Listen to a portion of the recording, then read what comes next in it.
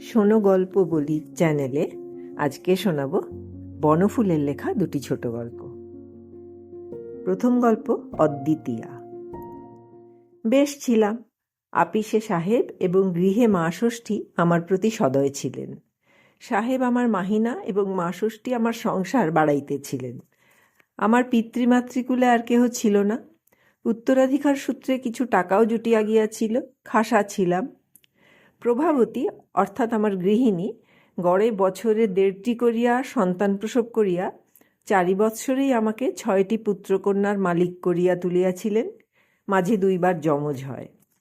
এবংবিধ প্রজাবৃদ্ধি সত্ত্বেও কোনো অভাব ছিল না। হঠাৎ কিন্তু বেকুব বনিয়া গেলাম।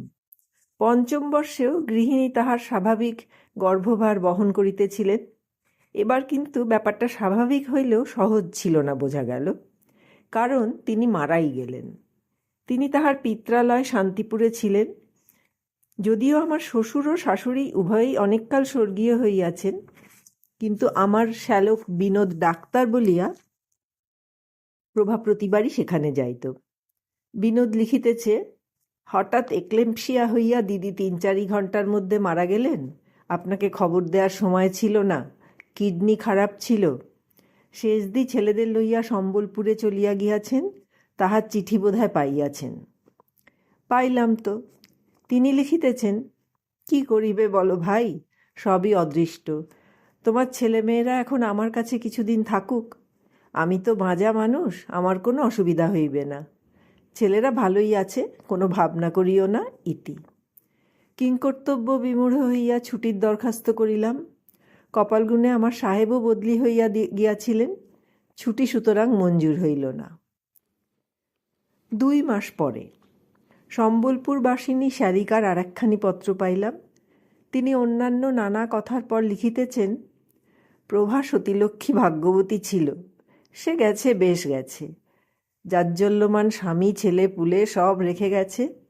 কিন্তু তোমার তো তা বলে সংসারটা ছাড়খাড় করা ভালো দেখায় না, উচিত নয়। আমার কথা শোনো, আবার বিয়ে করো তুমি।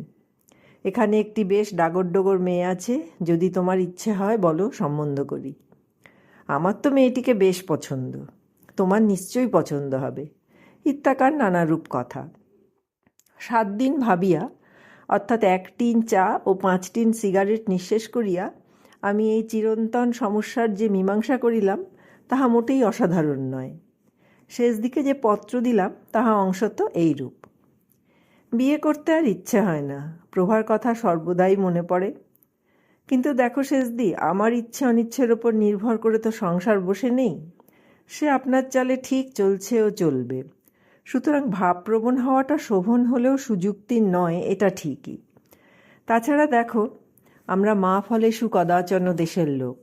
আর তোমরাও যখন বলছো, তখন আর একবার সংসারটা বজায় রাখবার চেষ্টা করাই উচিত বোধ হয়। দ্বিতীয় পক্ষের বিয়েতে আবার পছন্দ অপছন্দ। তোমার পছন্দ হয়েছে তো? ক্রমশ বিবাহের দিন স্থির হইল। সম্বলপুরেই বিবাহ। শেষদি বুদ্ধিমতী লিখিয়াছেন, ছেলেদের লাহোরে বড়দির কাছে পাঠিয়ে দিলাম, বাপের বিয়ে দেখতে নেই। স্বস্তির নিঃশ্বাস ফেলিলাম। যথাকালে সাহেবের হাতে পায়ে ধরিয়া হপ্তাখানেকের ছুটি লইয়া সোজা রওনা হইয়া পড়িলাম। একাই। এ বিয়ের কথা কাউকে বলিতে আছে? কি ভাবিয়া গোঁফটা কামাইয়া ফেলিলাম। একে এই কালো মোটা চেহারা, তাহার উপর কাঁচা পাকা 1 ঝুড়ি গোঁফ লইয়া বিবাহ করিতে যাইতে নিজেরই কেমন বাধো বাধো ঠেকিতে লাগিল। বিবাহ বাসর। ওই অবগুণ্ঠিতা চেলিপড়া মেয়েটি আবার আমার সঙ্গিনী হইতে চলিয়াছে। প্রভাকেও একদিন এইভাবেই পাইয়াছিলাম, সে কোথায় চলিয়া গেল। আজ আবার আরেকজন আসিয়াছে। ইহার কিডনি কেমন কে জানে। নানারূপ এলোমেলো কথা মনে আসিতে লাগিল। প্রভার মুখ বারে বারে মনে পড়ে। ছেলেগুলো না জানি এখন কি করিতেছে। মৃত্যুর পরও কি সত্যি আত্মা থাকে? এ মেয়েটি বেশ বড়সড় দেখিতেছি, কিন্তু ভারী জড়সড় হইয়া বসিয়া আছে, একেবারে মাথা নিচু করিয়া। আচ্ছা, প্রভার আত্মার যদি গৃহ্ণামি। যন্ত্রচালিতবৎ বিবাহ অনুষ্ঠান চলিতে লাগিল। শুভদৃষ্টির সময় মেয়েটি কিছুতেই ঘোমটা খুলিল না। শেষদি বলিলেন, ভারী লাজুক। বাসর ঘরেও শুনিলাম ভারী লাজুক। আপাদমস্তক মুড়িয়া পাশ ফিরিয়া শুইল। আমিও ঘুমাইলাম। শেষদি লোক জমিতে দেন নাই। তাছাড়া দ্বিতীয় পক্ষের বিবাহ কে আর আমোদ করিতে চায়? মেয়েটির আপন বলিতে কেহ ছিল না, পরের বাড়িতে মানুষ। সেজদির বাড়িতেই বিবাহ, বলিতে গেলে সেজদিই কন্যাকর্তা। সুতরাং বিবাহ উৎসব জমে নাই। জমিল ফুলশয্যার রাত্রে। বক্ষে অনেক আশা ও আশঙ্কা লইয়া ঘরে ঢুকিয়া দেখি আমার 6টি সন্তান ও আরও এক নবজাত শিশু লইয়া স্বয়ং প্রভা খাটে বসিয়া। স্বপ্ন দেখিতেছি নাকি? প্রভা কহিল, ছি ছি, সেজদিদি জিত হল। মানে আবার কি? এবার ছেলে হওয়ার সময় ভারী কষ্ট হয়েছিল। অপরাধের মধ্যে সেজদিকে বলেছিলাম যে আমি মলে ওর ভারী কষ্ট হবে।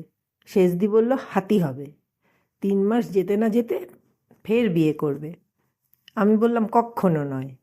তারপর বাজি রেখে সেজদি আর বিনোদ মিলে এই ষড়যন্ত্র। আমি শান্তিপুরেই ছিলাম, আজ এই সন্ধেবেলা এসেছি। এসে দেখি সেজদিরই জিত। পাড়ার মানকে ছোড়াকে কোণে সাজিয়ে সেজদি বাজি জিতেছে। 100টি টাকা দাও এখন। ছি ছি, কি তোমরা অমন গোফটা কি বলে কামালে? আমার অবস্থা অবর্ণনীয়। পরদিন প্রভাতে সেজদির পাওনা চুকাইয়া দিয়াছি। এখন গোফটা উঠিলে যে বাঁচি,